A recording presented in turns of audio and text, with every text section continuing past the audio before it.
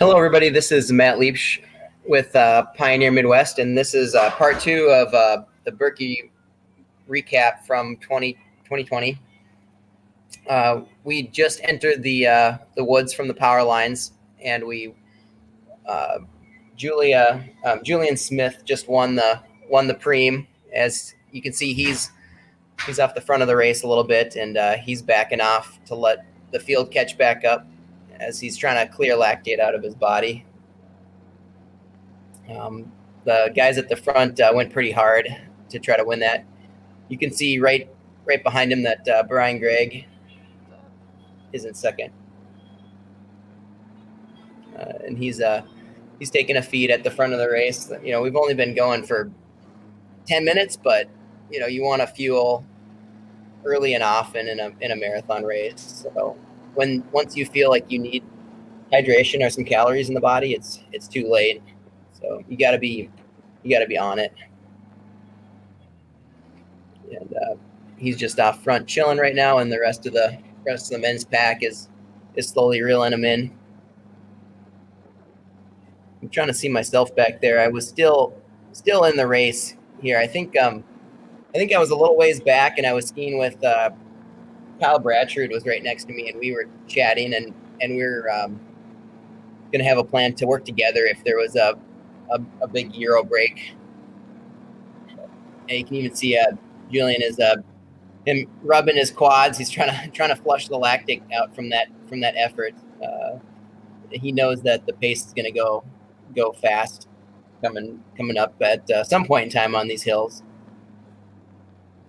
He's probably pretty pumped that he won that first preem, and I think you get $500.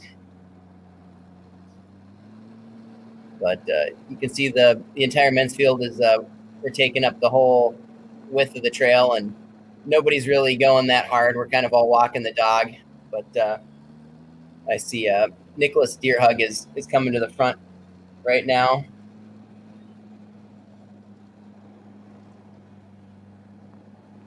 Actually, I think that's Nick. Yeah, that is Nick. That is Deerhug. So he is ready to inject some pace. Oh yeah, and I'm I think I was maybe in 20th place, and at the time, Kyle and I were saying this is going to go fast at some point in time, and we kind of looked at each other in surprise that it went this quickly. Yep, and things are starting to string out now. We were 3, 4, 5 wide just 30 seconds ago, and it is going single file. And talking to Nicholas after the race, it was his plan to work very hard in the first half of the race with all the hills. He felt that was his strong suit, and he was going to try to break apart the race, and worked pretty well. He had narrowed the field down to 7 guys maybe for the Main Street sprint. But yeah, he's not pinning himself, but he is skiing very, very, very clean and crisp, and with some purpose. And when you're a World Cup athlete, that's a very fast pace. It's just kind of amazing to see the race string out so quickly. And I was maybe back in 20th place now, and I was feeling the effort for sure. I think this is one of the French guys coming to the front of the race. Number 20. Oh, that's Robin Duvillard, again, former World Cup athlete. And most of the field you saw right before this takeoff, everyone was trying to grab a drink out of their feed bottle or grab a gel, even though we were only 10 minutes in. It's most of the field knows that when the pace is going very slow, it's a good opportunity to take a feed, whether you take a gel or a drink out of a bottle. And I would say maybe over half of the athletes at the front of the race are skiing with their own hydration or own feeds. There's a few people that don't carry anything and just use the feed stations along the way, but it's really challenging at the front of the race because you're moving so quickly to grab a gel or grab a grab a drink from somebody at the pace you're going. And a lot of times the volunteers, they haven't really even set up when we've come through.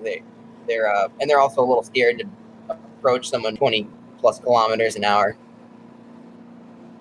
But, here's Deer Hug is V2ing up a lot of these steeper hills.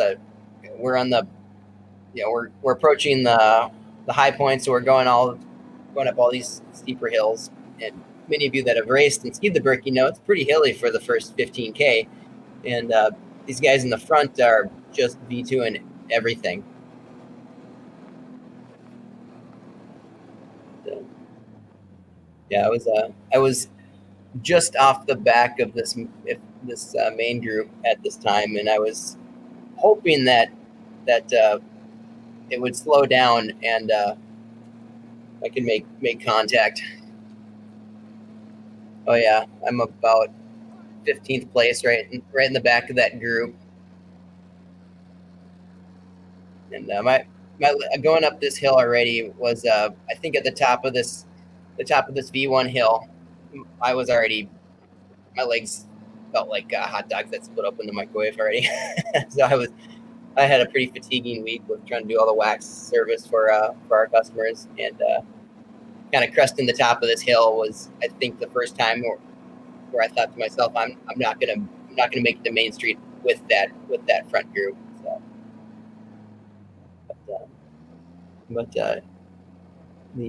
it was fun watching these guys ski though, and they're still not 100%. I mean, Robin Duvallard just came to the front. He's a former World Cup top athlete, and these guys are working really hard, but they're not across their line yet.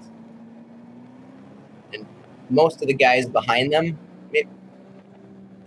we're at the rivet.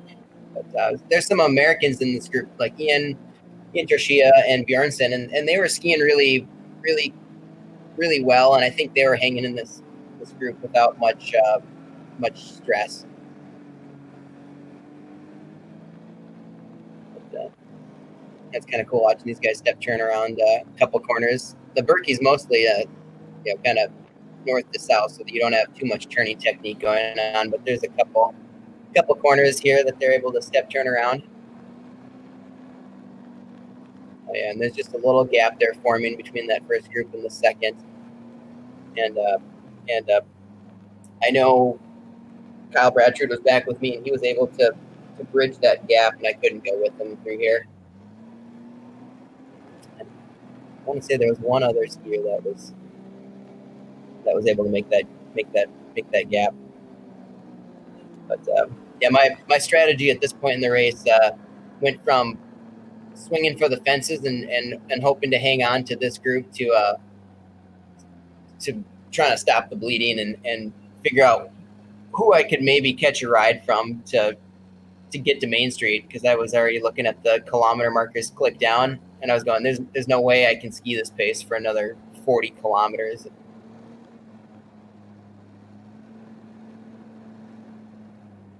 And we're still, the group still hasn't quite broken apart, but it's definitely single file. But I'm amazed at the amount of work that Deer Hug is doing. He just keeps yo-yoing off the front, and Duvallard is closing it, and it's everyone behind is monkey see, monkey do.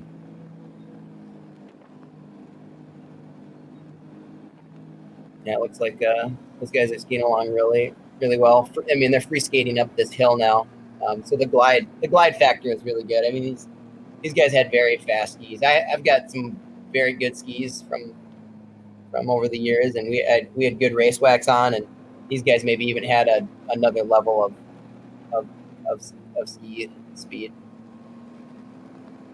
But yeah, this is definitely single file, and some of the people in this group are definitely hanging on for dear life, because this can't go the speed for 50K, so you just kind of got to grit the teeth and get in the draft and try not to get dropped. So unfortunately, I had just dangled off the back of this group, and the only way I was going to get back on is if somebody at the front sat up and walked a little bit. You can also see some snowmobile kick wash, but yeah, it's they're moving very quickly when they're coming up on the snowmobiler.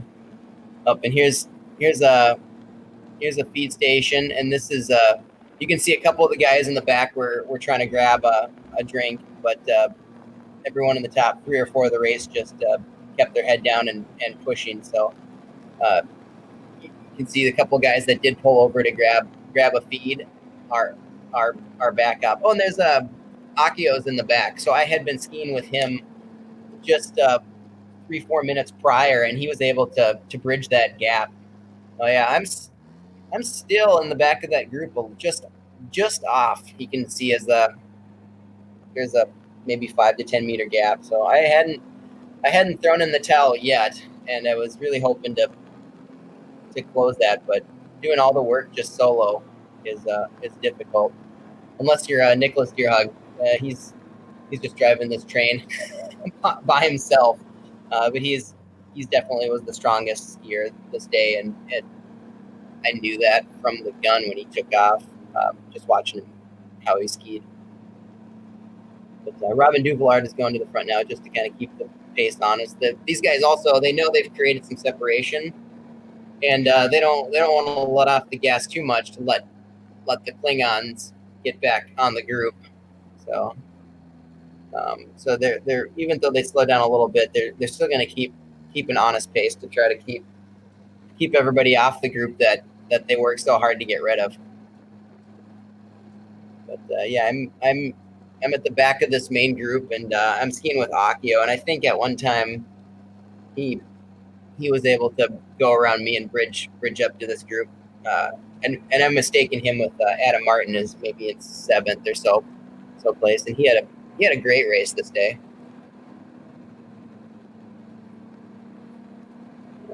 But yeah, it's interesting to see the which athletes have their own feeds and try to grab a drink or a gel, and then which athletes have to stop at the neutral feed stations and try to get a bottle from a volunteer or something. And the problem with doing that is every time you grab a bottle from somebody, you got to ski over and get their attention, and you lose 2-3 places. And if you've got an amazing pair of skis, you can kind of hit the gas and maybe get your spot back. But if your skis are just average compared to the field, you're going to have to work really hard to get your spot back. And many times, whoever's in the front looks at going through a feed station as an opportunity to attack. So that's when the pace gets really quickly. Then that gap opens up, and unless you're feeling really strong, you're going to have a hard time closing it unless you've got somebody to work with. And here is Anders Glorstrand is coming to the front of the race. So he region that won the 2019 Birkie, and he's going to the front. So between him and Deerhug and Duvillard, there was 3 former top-level World Cup athletes that were at the front of the race this year, just driving the pace.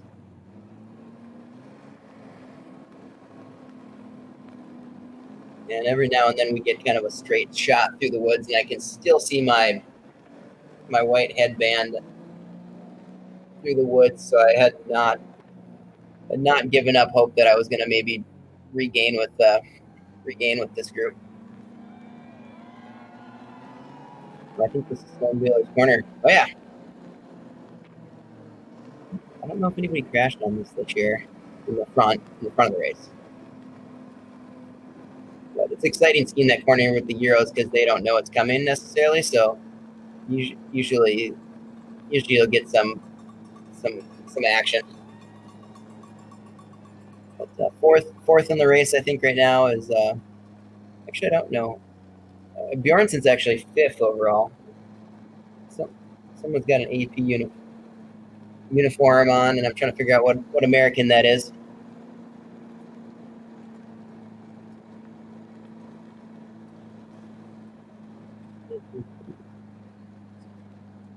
That might have been Sam Wood. I'm trying to read.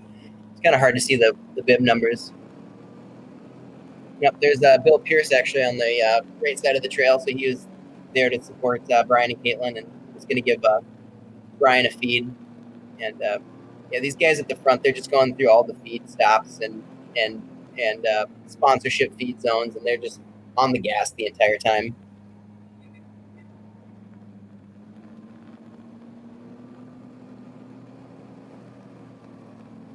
But I was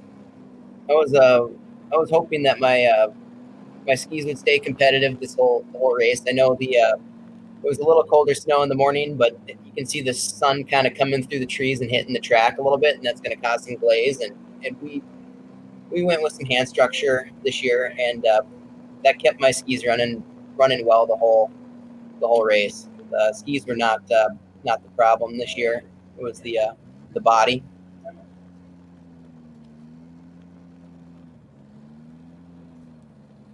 But it's interesting. You see these guys switching to V1 a little bit on kind of the crest of the hills, especially on the first half of the Birkie. There's a few little kickers where you gotta switch into V1.